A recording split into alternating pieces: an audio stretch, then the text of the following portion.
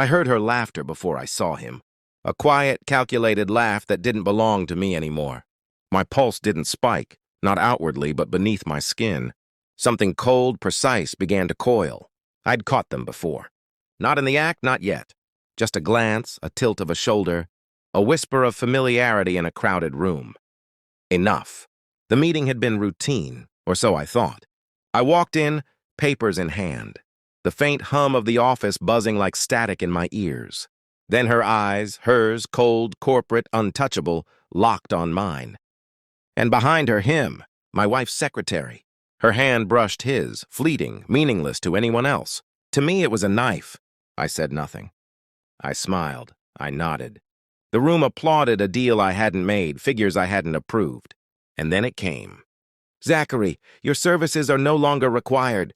Her voice, calm, calculated, CEO authority. Yet beneath it, a tremor I couldn't place. Anger, maybe? Satisfaction.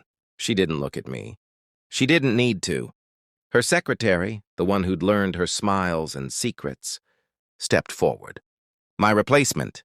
No explanation, no apology, no chance to defend myself. I walked out silent, each step measured, deliberate. The glass doors whispered shut behind me like finality. Like the end of a life I thought I still controlled.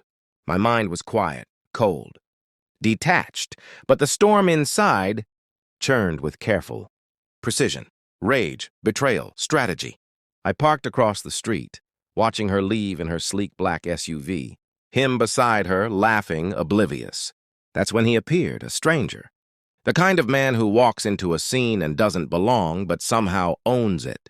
Multimillionaire written in the lines of his suit, in the weight of his gaze. He leaned across my window, voice a low whisper. "Trust me. They'll regret this." The words didn't comfort. They ignited. I spent the evening retracing every interaction I'd had with her, analyzing each smile, each touch, each slight deviation in her behavior. I didn't call, I didn't confront, I didn't cry. I collected. I noted. I waited. The secretary's name kept surfacing subtly. A message left on her phone I wasn't meant to see. A meeting canceled without reason. A document signed in the wrong hand. Every detail was a thread. Every thread a path toward unraveling the truth. By midnight, I understood. This wasn't impulsive. It was orchestrated, calculated. Every smile she'd given me, every word she'd whispered in our bed, every promise, a lie.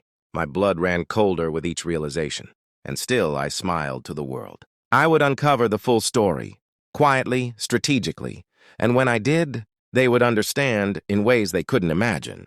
I started with small things, phone records, unusual transfers, subtle shifts in her schedule. Every pattern she tried to hide left a trace, a fingerprint only someone who had watched closely enough could read. I didn't rush. I didn't panic. I didn't confront, I observed. Weeks passed, but I kept my calm facade. Colleagues saw me nodding, smiling, even offering guidance on projects I no longer led. No one suspected the meticulous storm brewing inside me. I was invisible, and in invisibility I was lethal. Then the first undeniable proof arrived. An email, flagged but overlooked, a confession disguised in work jargon. My stomach tightened, not with surprise, but with the cold thrill of confirmation. She had built a life on deceit, and her secretary was her accomplice. Every transaction, every manipulated figure, every whispered excuse, they were all threads I could pull, and I began to pull one by one, carefully, silently, deliberately. I confronted him first. Not with yelling, not with violence, not with tears. I handed him a printed report. DNA results, phone logs, meetings he hadn't recorded. I didn't speak. My eyes said everything. The man's smile faltered. A tremor in his hands betrayed the fear he thought I wouldn't notice. Then her turn. She entered my office, yes, the one I no longer had the title to, expecting a confrontation. Expecting panic, expecting weakness. I was none of those things. I slid the report across the table. Her eyes skimmed, widened, then narrowed in disbelief. How? She whispered, voice fragile now, stripped of the steel she wore like armor. Not how, I said. Why? She couldn't answer. She had no strategy left. She had played every card. Every secret I had uncovered rendered her powerless. I stood slowly, deliberately. No shouting. No melodrama. only a cold, measured step toward the truth I had curated. "They'll regret this," I murmured. Not to her, not to him, but to the universe that had almost swallowed me whole. And in that moment, I realized I had already won. I left without another word. The glass doors closed behind me, final and merciless. Outside, the air felt different, lighter, clearer. The storm had passed, not because it ended, but because I had mastered it. They would suffer in the ways only betrayal allows. Recognition, helplessness, the slow burn of truth searing through their arrogance.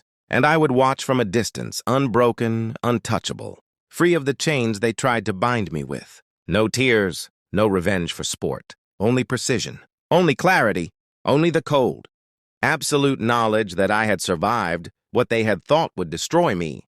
The last thought that crossed my mind as I walked away.